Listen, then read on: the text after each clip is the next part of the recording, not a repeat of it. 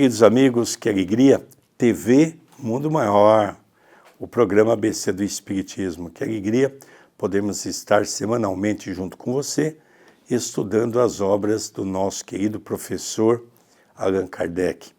Uma semana é o Livro dos Espíritos, na outra semana o Evangelho segundo o Espiritismo. Hoje nós vamos estudar uma página do Evangelho segundo o Espiritismo, que eu tenho a certeza que quando estudamos o Evangelho, nós trazemos sempre à baila a esperança, o amor, como Jesus vivenciou quando esteve em nossos meios.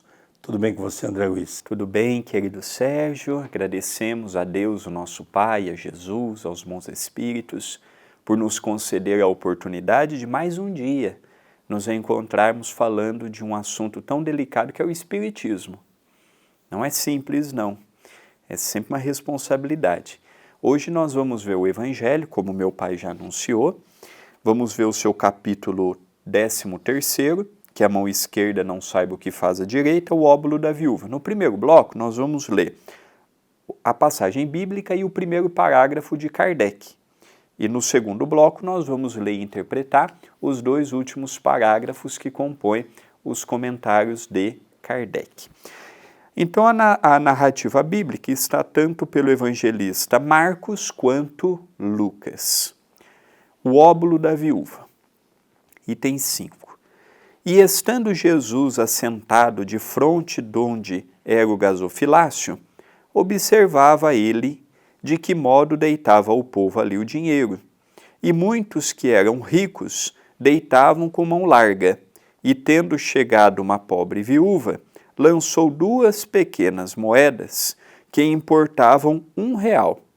E convocando seus discípulos, lhes disse: Na verdade vos digo que mais deitou esta pobre viúva do que todos os outros que deitaram no gasofilácio, porque todos os outros deitaram do que tinham na sua abundância, porém esta deitou da sua mesma indigência tudo o que tinha, e tudo que lhe restava para o seu sustento. Marcos, capítulo 12, versículos 41 a 44, Lucas, versículo 21, capítulos de 1 a 4. Aqui nós temos alguns aspectos importantes para nós explorarmos um pouco essa passagem de Jesus, não é? Primeiro, tanto o evangelista Marcos quanto Lucas, relembrando que nenhum dos dois conheceu Jesus. Vamos relembrar disso, não é? Marcos e Lucas foram 2 discípulos de Paulo, vamos dizer assim, que também não conheceu Jesus quando ele estava no corpo. Ele, na verdade, conheceu Jesus à porta de Damasco, mas Jesus já estava em espírito, não é? Então, eles vêm contar uma história que Jesus estava sentado de frente a um gasofilácio. Não é? Primeiro nós temos que entender, na cultura judaica, nos templos judaicos da época, existia num canto daquele templo um lugar onde eles chamavam de gasofilácio. O gasofilácio era o lugar onde você depositava as suas oferendas. As oferendas poderiam ser dinheiro, animais, tudo que você quisesse ofertar a Deus, você colocava no gasofilácio. E quem administrava isso era os sacerdotes que dirigiam aqueles templos. Então, Jesus estava sentado com seus discípulos, vendo as pessoas depositarem. Quando entrou uma senhora que eles conheciam muito bem, uma senhora muito simples, e havia um costume naquela época que quando entravam para ir ao gasofilácio, a doação era feita com as mãos abertas, a pessoa levava nas mãos abertas para que todos pudessem ver qual é a sua oferenda a Deus. E aquela mulher tinha 2 dráquias. Dráquias é a moeda que se usava naquela época. E Jesus, então, vendo isso, perguntou, não é? Na verdade vos digo que mais deitou esta pobre viúva do que todos os outros que deitaram no gasofilácio. Por que Jesus faz esse comentário?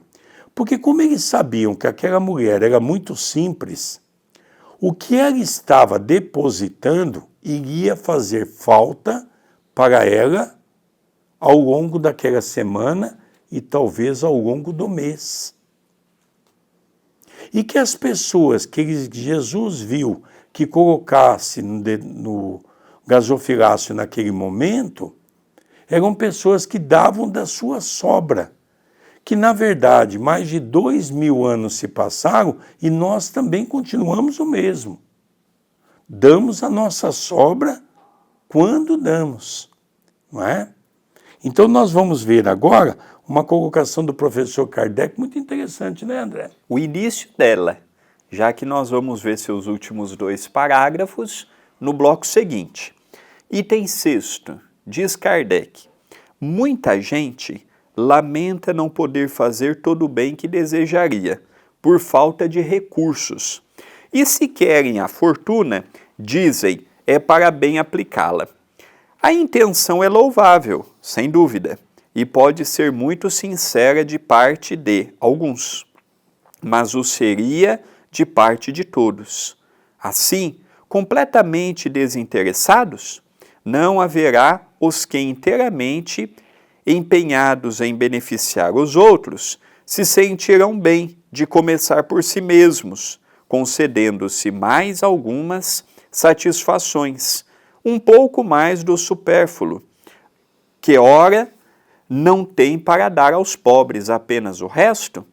Este pensamento oculto, talvez dissimulado, mas que se encontrariam no fundo do coração, se o sondassem, anula o mérito da intenção, pois a verdadeira caridade faz antes pensar nos outros que em si mesmo. Olha que pensamento bonito de Allan Kardec. Quantas pessoas até hoje dizem assim, eu não tenho dinheiro para a caridade, eu não tenho dinheiro para ajudar o próximo, eu não tenho nem para mim, quanto mais para os outros. Há muitas formas de ajudar. Essa senhora deu uma moeda. Se nós não tivermos nem essa moeda para darmos, temos a oração. A oração é uma caridade gratuita. A visita a um familiar, o levar uma palavra de estímulo, um olhar de caridade, um aperto de mão, um abraço. Nós precisamos desassociar que caridade é com dinheiro. A caridade com dinheiro é uma forma de caridade, mas não é a única e não é a melhor, é uma delas. É uma delas. Eu me recordo que aqui em Itapira, durante muitos anos, nós demos cestas básicas em confidentes. E uma das formas que nós tínhamos para arrecadar alimento era batendo de porta em porta. A chamada campanha Alta de Souza, muito difundida no meio espírita até hoje. E dois fatos importantes de analisar. Os bairros de classe média baixa são os melhores bairros para ir. Classe média alta, pouca doação nós tínhamos. Isso é um fato que nós constatamos em Itapira. Às vezes na sua cidade a realidade é outra. E o segundo fato, muito nos emocionava quando íamos num lar e a pessoa vinha com um pacotinho aberto. Aberto de macarrão, de feijão, o óleo já utilizado uma parte, a pessoa falava assim, olha, eu não tenho para dar um fechado, mas eu quero contribuir com a obra de vocês. E aqui está. A gente sabia que aquele feijão, aquele macarrão, aquele arroz, aquele óleo pela metade ia fazer falta. Mas a pessoa dava vontade de ir no carro, formar uma cesta e dar para a pessoa. Mas a pessoa dava com tanto amor, às vezes a gente falava, não, é da senhora. Eu falava, não, é o que eu posso e eu estou dando de coração. Interessante, eu estava aqui pensando, eu me lembro que alguns anos atrás, ainda quando a TV aberta tinha uma programação boa, né? Porque hoje é tudo porcariada, não é? Infelizmente, tudo politicagem. Mas eu assisti uns 2 ou 3 Globo Repórter de uma seriedade muito grande na época, que fizeram um estudo sobre aquelas pessoas que haviam ganho na loteria. ficaram os chamados milionários. E é interessante que todos eles têm uma prática que a gente vê em quem joga. Diz assim, eu jogo na loteria porque se eu ganhar, eu vou ser caridoso, eu vou fazer o bem. Acho que você já ouviu essa frase. Eu acho que você também já disse isso. Porque isso é muito comum no meio social. Às vezes até no centro a pessoa fala, se o doutor Adroaldo ajudar, na época que a gente estava construindo, se o doutor Adroaldo ajudar eu ganhar no jogo, eu vou financiar o restante da construção. E depois a pessoa nunca mais voltava, não é? Mas o fato é que essas pessoas tinham uma família, viviam simples, mas de maneira digna. O que aconteceu?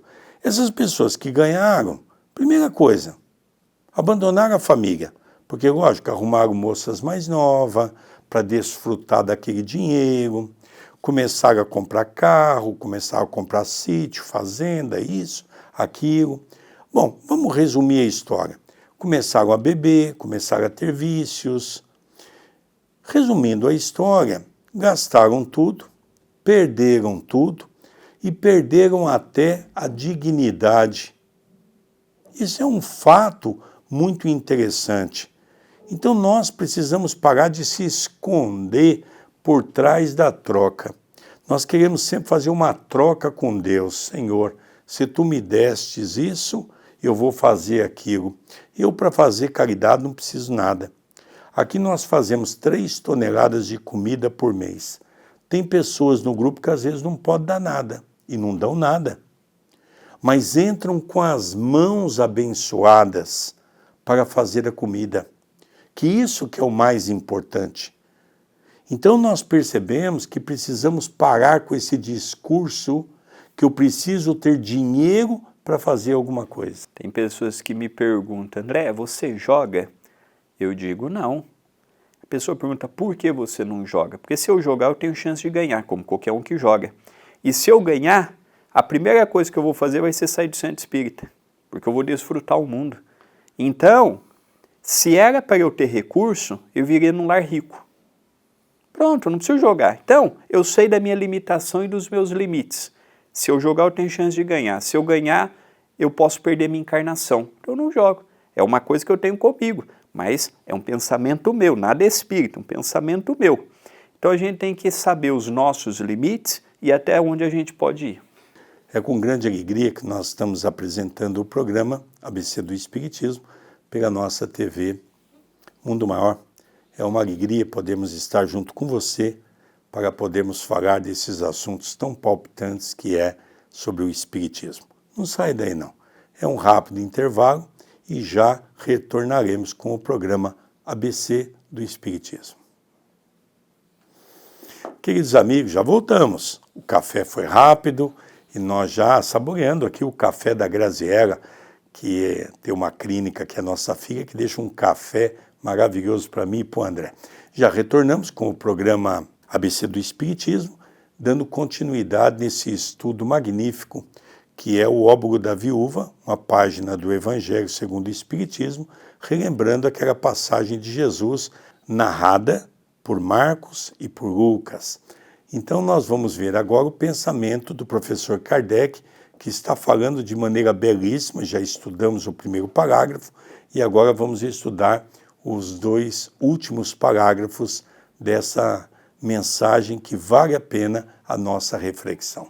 Diz o professor Kardec, o sublime da caridade, nesse caso, seria procurar cada qual no seu próprio trabalho, pelo emprego de suas forças, de sua inteligência, de sua capacidade, os recursos que lhe faltam para realizar suas intenções generosas. Nisso estaria o sacrifício mais agradável ao Senhor. Mas, infelizmente, a maioria sonha com meios fáceis de se enriquecer e de um golpe e sem sacrifícios, correndo atrás de quimeras, como a descoberta de tesouros, uma oportunidade favorável, o recebimento de heranças inesperadas e assim por diante. Que dizer dos que esperam encontrar para os secundar nessas buscas auxiliares entre os espíritos?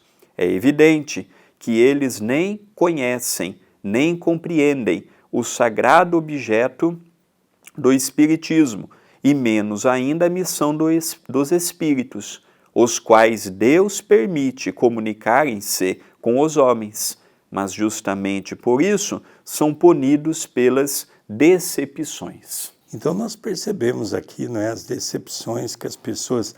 Porque é uma coisa interessante, não é? Nós precisamos ter uma visão mais apurada sobre a caridade, não é? A caridade, muitas pessoas, eu tenho o hábito de ouvir a seguinte frase: eu gosto de fazer a caridade para ajudar o próximo. Eu gostaria de fazer uma retificação nessa frase. Porque nós não fazemos caridade para ajudar o próximo, nós fazemos caridade pela nossa vaidade. A própria colocação da palavra já diz isso. Eu sempre repito o que o nosso doutor Adroaldo tem nos ensinado. Nós fazemos a caridade para nos auxiliar. O maior beneficiário somos nós mesmos.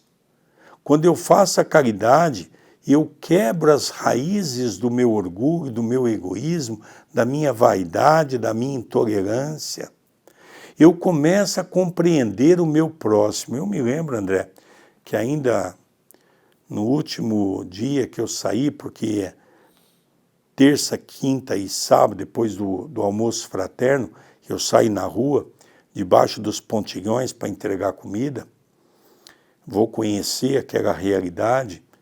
E é interessante, André, que a gente volta com uma alegria tão grande, aquele sorriso daquelas pessoas sofridas, daquelas pessoas viciosas, daquelas pessoas que não têm ainda o Cristo no coração, muitas vezes desamparado pelas famílias, que vivem à mercê das ruas. Então, quando eles dizem Deus lhe pague com aquele sorriso, onde muitas vezes os dentes totalmente maltratados, muitos deles até sem os próprios dentes, muitos feridos, machucados, homens, mulheres, pessoas novas, pessoas de idade.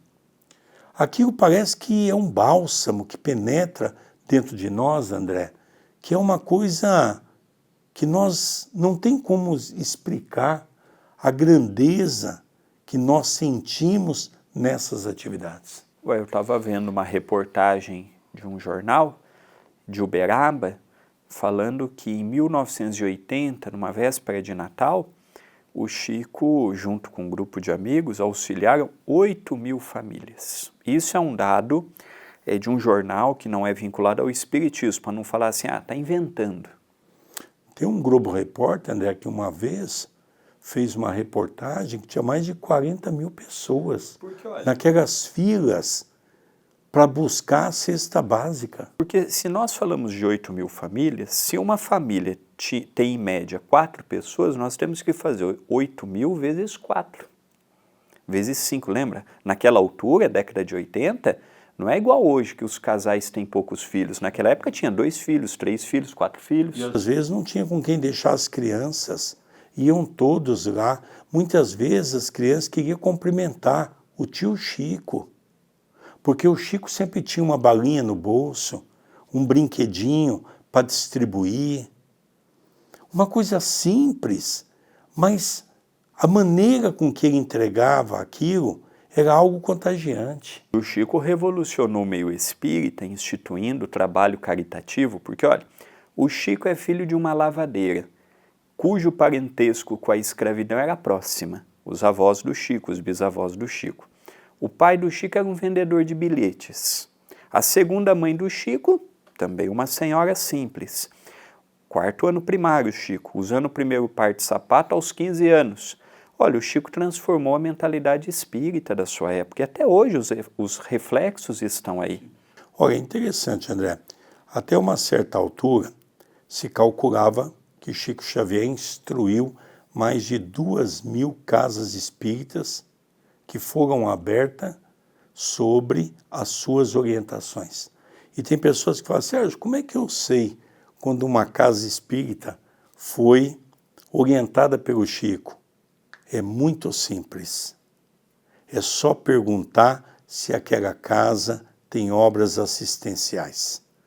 Se ela tiver uma creche, distribuição de cesta básica, comida fraterna, sopa fraterna, pode ter certeza, o dedo do Chico ali está. O Chico dizia, se uma casa inaugura às 10 da manhã, meio-dia já tem que estar servindo o prato de comida.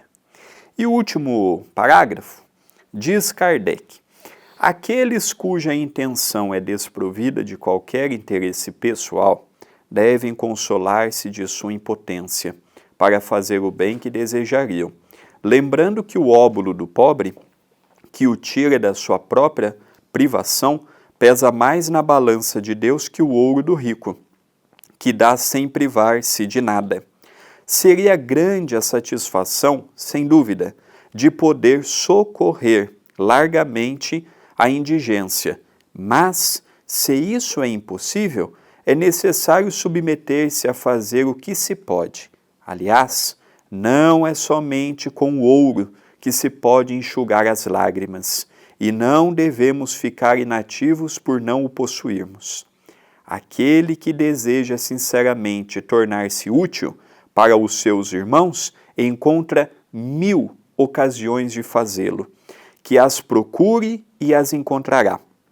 Se não for de uma maneira, será de outra, pois não há uma só pessoa, no livre gozo de suas faculdades, que não possam prestar algum serviço, dar uma consolação, amenizar um sofrimento físico ou moral, tomar uma providência útil. Na falta de dinheiro, não dispõe cada qual do seu esforço, do seu tempo, do seu repouso, para oferecer um pouco aos outros? Isso também é a esmola do pobre, o óbolo da viúva. Kardec, como sempre, extraordinário no seu comentário. Aqui ele volta a falar, olha, se você não tem condição de ajudar materialmente, não há problema algum. Vou dar o exemplo de Jesus. Não há relatos de que quando Jesus começou o trabalho da divulgação da Boa Nova, ele trabalhava como carpinteiro. Tirando o período que ele trabalhou com seu pai, não há mais registros que Jesus trabalhou profissionalmente. Não temos mais essa noção histórica até o momento. Jesus não tinha R$1 no bolso e foi o maior caridoso que passou pela terra. Interessante, eu queria dar um testemunho daquilo que a gente vive nas ruas, na distribuição da comida. Muitas vezes nós estamos com pouca comida, poucas marmitas. E às vezes a gente vai num lugar que tem bastante gente. E é interessante que quando a gente chega, a gente vê que a quantidade é maior naquele lugar, a gente diz, olha, eu não trouxe tanta comida. Então eles dizem uma coisa muito interessante, a maioria deles, não, ô tio, fica tranquilo, nós dividimos a comida, dá para todos comer.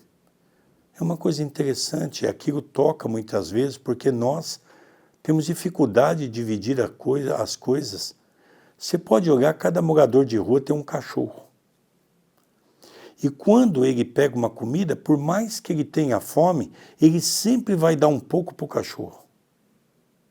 Sabem por quê? O cachorro é seu melhor amigo. É aquele que fica com ele na chuva, no sol, é aquele que fica com ele nos momentos de alegria, nos momentos de tristeza, é aquele que ele confidencia no seu momento de solidão, é o seu amigo. Então nós percebemos, André, que às vezes essas pessoas têm gestos caritativos muito maiores do que nós que temos um conhecimento da doutrina espírita e que às vezes não conseguimos compartilhar aquilo que temos. Às vezes nós chegamos no cúmulo, André Luiz até no livro Respostas da Vida fala sobre isso, às vezes a gente vai fazer um evento dentro do centro, uma confraternização. Tem pessoas que não podem ir por algum motivo, têm coragem de dizer, eu não vou dar nada porque eu não vou. Nós temos dificuldade de compartilhar aquilo que julgamos que nos pertence. O tema de hoje é um tema para nós. Quem precisa fazer a caridade, seja material ou moral, sou eu. Não é o meu pai, não é a minha mãe, não é minha esposa, não é minha filha, sou eu. Se a pessoa do meu lado vai fazer ou não, e outra coisa, o tempo já não vai permitir entrar nessa seara, mas fazer a caridade sem esperar recompensa. Tem pessoas que dizem assim, eu não pratico bem porque ninguém me fala nada, ninguém me agradece, ninguém reconhece. Já entendeu errado a caridade. Caridade é eu ajudar o próximo. Se o próximo vai falar obrigado, que Jesus te abençoe, eu fiz a minha parte. Se ele vai reconhecer ou não. Mais importante que o reconhecimento dos homens é o reconhecimento de Deus. É verdade. Isso já é exatamente a diferença daquele que faz pelo orgulho e daquele que faz pela humildade. É no seu comportamento, do seu gesto. Queridos irmãos, olha, o tempo urge, passa rápido e é sempre uma alegria estar na sua presença. Estamos encerrando mais um programa pela nossa TV Mundo Maior, o programa ABC do Espiritismo. Eu queria aproveitar e agradecer a todos pelas mensagens que eu e o nosso querido André Luiz temos recebido nas nossas redes sociais. Obrigado pelo seu carinho, obrigado pela sua alegria que nos contagia, obrigado pela confiança desse programa. Um beijo no coração e até o próximo programa. Até o próximo programa.